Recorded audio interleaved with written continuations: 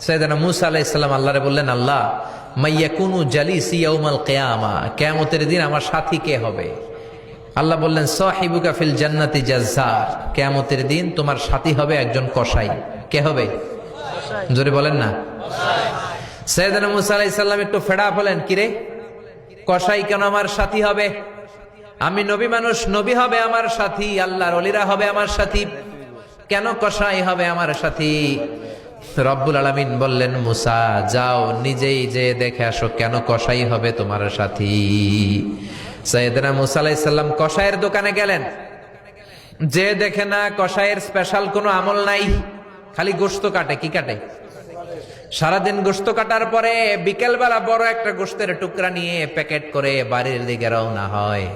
সাইয়েদনা মূসা আলাইহিস সালাম তিনিও কসাইয়ের পেছনে পেছনে ছদ্মবেশে রওনা হয়ে যায়।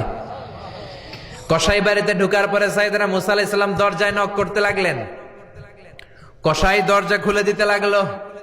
সাইয়েদনা মূসা আলাইহিস সালাম পরিচয় গোপন করে বলে, আমি একজন মুসাফির, আজকে রাতে ও কসাই ভাই আপনার বাড়িতে থাকতে চাই। কসাই বলে, আহলান সাহলান, আসেন এই ঘরের মধ্যে বসেন, পাশের ঘরে আমার একটু কাজ আছে। পাশের ঘরে যে কসাই মাচার উপর থেকে বৃদ্ধা একটা নারীকে নামিয়ে নিজ হাতে গোসল করে টাওয়াল দিয়ে গা মুছে গোশত রান্না করে রুটি বানিয়ে রুটি আর গোশত এই বৃদ্ধা মহিলার মুখের মধ্যে তুলে দেয়।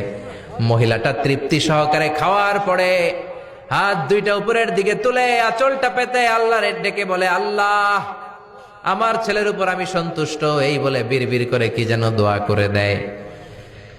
মহিলাটাকে খাওয়ানোর পরে কসাই প্লেটের মধ্যে গোশত আর রুটি এনে সাইয়েদনা মূসার কাছে এসে বলে, ও মুসাফির ভাই, এই নেন আপনার রাতের খাবার। রাতের খাবার খেয়ে আপনি ঘুমিয়ে যান, সকালে আপনি যাবেন আপনার পথে, আমি যাব আমার দোকানে। সাইয়েদনা মূসা বলে, ও কসাই আগে বলো এই বৃদ্ধা মহিলাটাকে।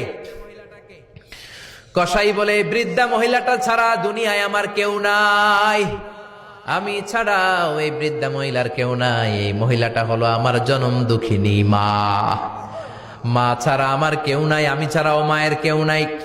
প্রতিদিন আমি আমার মারে গোসল করাই, নিজ হাতে রান্না করে খাওয়াই। সাইয়েদনা মূসা বলে, তোমার মা হাত তুলে কি দোয়া করলো এটা বলো।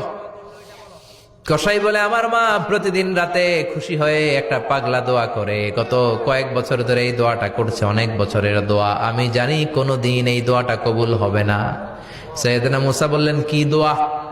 কসাই বলে, আমার মা খুশি হওয়ার পরে চোখের পানি ছেড়ে দিয়ে হাত তুলে বলে, আল্লাহ আমি আমার ছেলের উপর অনেক সন্তুষ্ট, শুনেছি এই জামানার বনি ইসরায়েলের সবচেয়ে বড় পয়গম্বর, তার নাম নাকি মূসা কালিমুল্লাহ।